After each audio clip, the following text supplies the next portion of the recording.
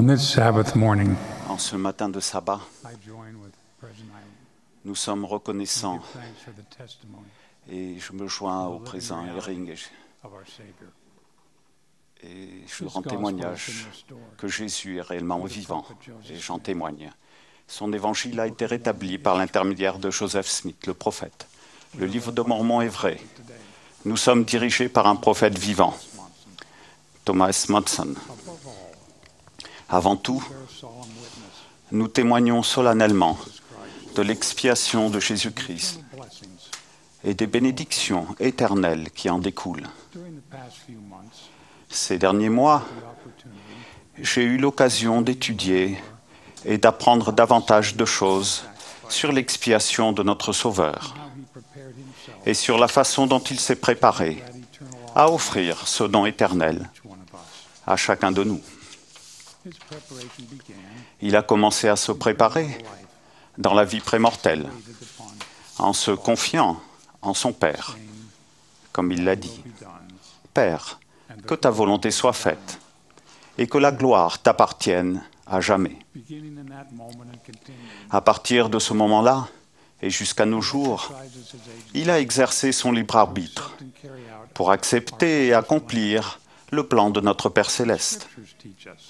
Les Écritures nous enseignent que pendant sa jeunesse, il s'occupa des affaires de son Père. On lit, « Il arriva que Jésus grandit avec ses frères et devint fort, et fut dans l'attente du Seigneur et du moment de son ministère. À 30 ans, il subit cruellement la tentation, mais choisit d'y résister en disant, « Retire-toi, Satan. » À Gethsémane, il fit confiance à son Père et déclara, « Toutefois, que ma volonté ne se fasse pas, mais la tienne. » Puis il exerça son libre arbitre pour souffrir pour nos péchés. Tout au long d'un procès public humiliant et des souffrances de la crucifixion, il se confia en son Père, prêt à être blessé pour nos péchés et brisé pour nos iniquités. Même quand il s'écria « Mon Dieu, pourquoi m'as-tu abandonné ?» Il se confia en son Père, en exerçant son libre arbitre pour pardonner à ses ennemis, pour veiller sur sa mère et pour endurer jusqu'à la fin de sa vie et de sa mission dans la condition mortelle. Je me suis souvent demandé pourquoi le Fils de Dieu, ses saints prophètes et tous les saints fidèles ont des épreuves et des tribulations, même quand ils essaient de faire la volonté de notre Père céleste. Pourquoi est-ce si dur, surtout pour eux? Je pense à Joseph Smith, qui a été malade quand il était jeune et qui a subi la persécution tout au long de sa vie. Comme le Sauveur, il s'est écrié « Ô Dieu, où es-tu » Mais même quand il semblait être seul, il a exercé son libre arbitre pour se confier dans le Seigneur et accomplir la volonté de son Père céleste. Je pense à nos ancêtres pionniers, chassés de Nauvoo et traversant les plaines, exerçant leur libre arbitre pour suivre un prophète, même malades et démunis, et même pour certains, malgré la mort de leurs êtres chers. Pourquoi des tribulations si dures? Dans quel but? À quelle fin? Lorsque nous nous posons ces questions, nous nous rendons compte que l'objectif de notre vie terrestre est de progresser, de nous développer et d'être fortifiés par nos expériences. Comment le faisons-nous? Les Écritures nous donnent la réponse en une seule formule simple. Nous nous confions en l'Éternel. Nous avons tous notre lot d'épreuves. Ces difficultés terrestres nous permettent, à notre Père céleste et à nous, de voir si nous exercerons notre libre arbitre pour suivre son Fils. Il le sait déjà, Et nous avons l'occasion d'apprendre que, aussi difficile que soit notre situation, toutes ces choses nous donneront de l'expérience et seront pour notre bien. Cela signifie-t-il que nous comprendrons toujours nos épreuves? N'aurons-nous pas tous parfois des raisons de demander « Ô Dieu, où es-tu » Si. Quand on perd son conjoint,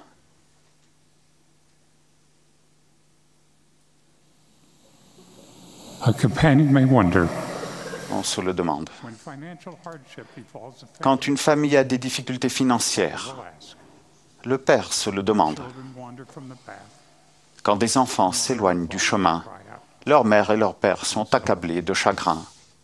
yes, Oui, may endure for a night, le soir arrivent les but pleurs, joy cometh in et le matin, l'allégresse. the dawn of our increased faith. Alors, avec l'aube, Understanding, lorsque s'accroissent notre foi et notre compréhension, choose to wait upon the nous Lord, choisissons de nous confier dans le Seigneur en disant « Que ta volonté soit faite ». What then does it mean?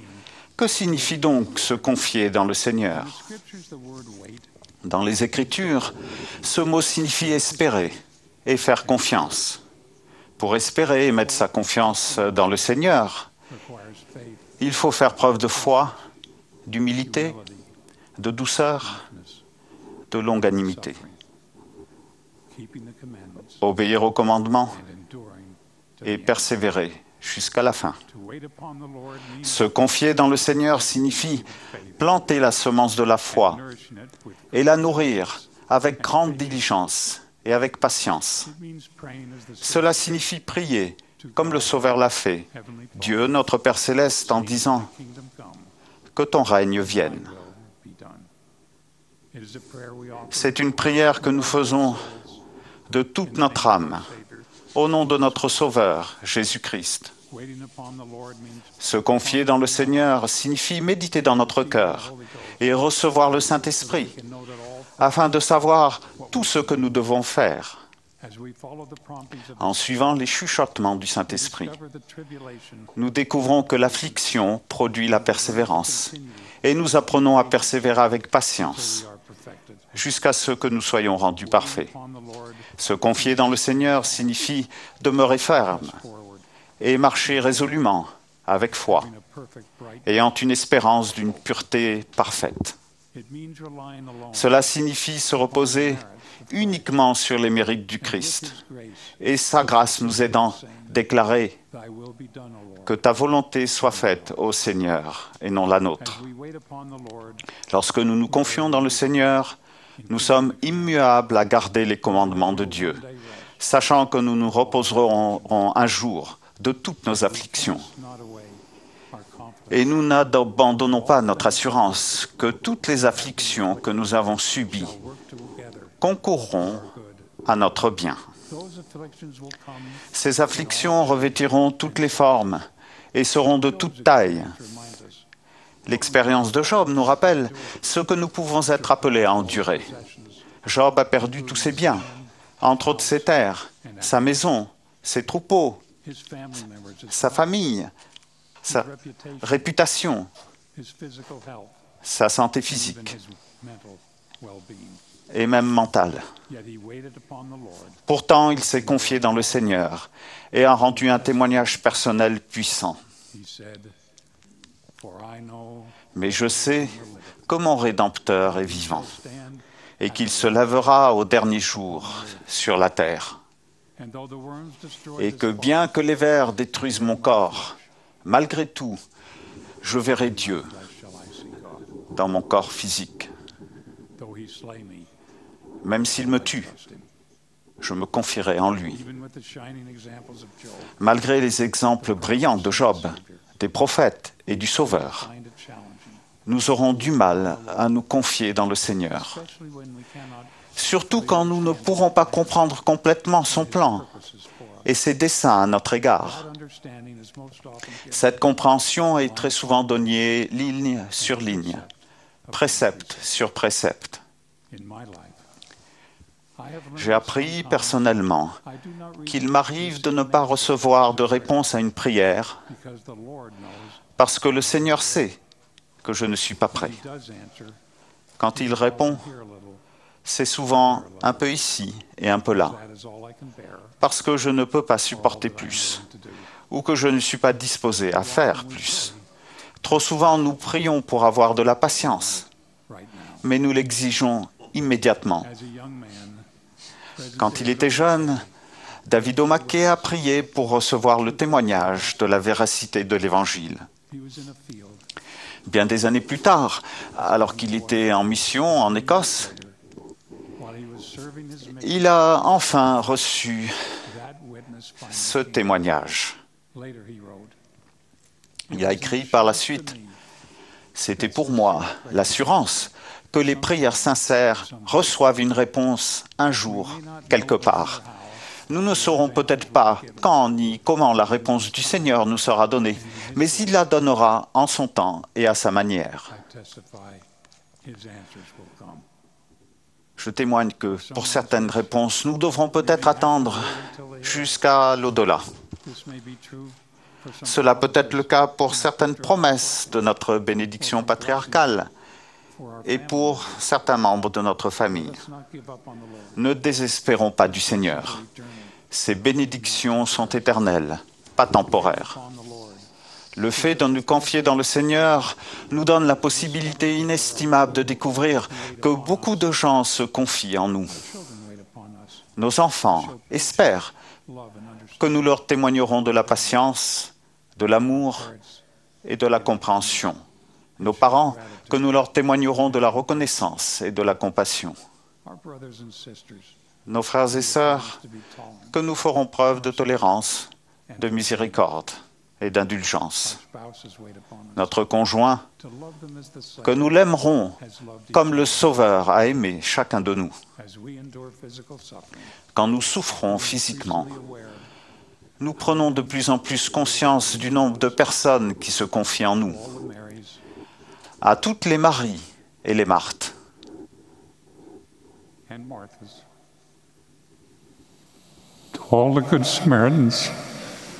tous les bons Samaritains qui servent les malades, qui secourent les faibles et qui s'occupent des handicapés mentaux et physiques, je dis que je ressens la reconnaissance d'un Père céleste plein d'amour et de son Fils bien-aimé. Dans votre service chrétien quotidien, vous vous confiez dans le Seigneur et vous accomplissez la volonté de votre Père céleste. L'assurance qu'il vous donne est claire. Toutes les fois que vous avez fait ces choses à l'un de ces plus petits de mes frères, c'est à moi que vous les avez faites. Il connaît vos sacrifices et vos chagrins. Il entend vos prières. Vous aurez sa paix et son repos si vous continuez de vous confier en lui avec foi. Le Seigneur aime chacun de nous plus que nous ne pouvons le comprendre ou l'imaginer. Par conséquent, soyons plus bienveillants les uns envers les autres et plus bienveillants envers nous-mêmes. Souvenons-nous, quand nous confions en lui, nous deviendrons saints par son expiation, soumis, doux, humble, patient, plein d'amour, disposés à nous soumettre à tout ce que le Seigneur juge bon de nous infliger, tout comme un enfant se soumet à son Père. Telle fut la soumission du Sauveur à son Père dans le jardin de Gethsémane. Il a imploré ses disciples de veiller avec lui, mais il est revenu 3 fois vers eux pour les trouver profondément endormis. Sans la compagnie de ses disciples et en fin de compte, sans la présence de son Père, le Sauveur a choisi de subir nos souffrances et nos afflictions et nos tentations de toute espèce. Un ange lui ayant été envoyé pour le fortifier, il n'a pas voulu se dérober et il a bu la coupe amère. Il s'est confié en son Père, disant « Que ta volonté soit faite ». Et il est humblement foulé seul au pressoir.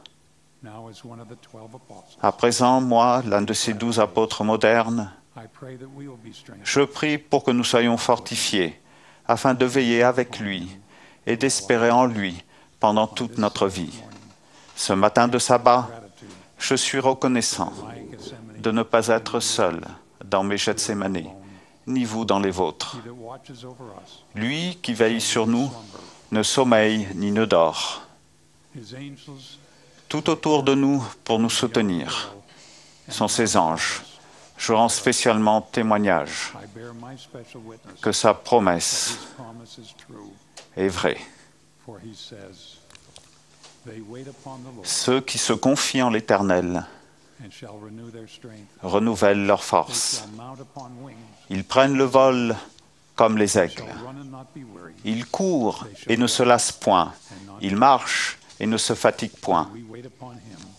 Puissions-nous nous confier en lui en avançant avec foi, afin de pouvoir dire dans nos prières que ta volonté soit faite et retourner avec honneur au nom sacré de Jésus-Christ, notre Sauveur et Rédempteur.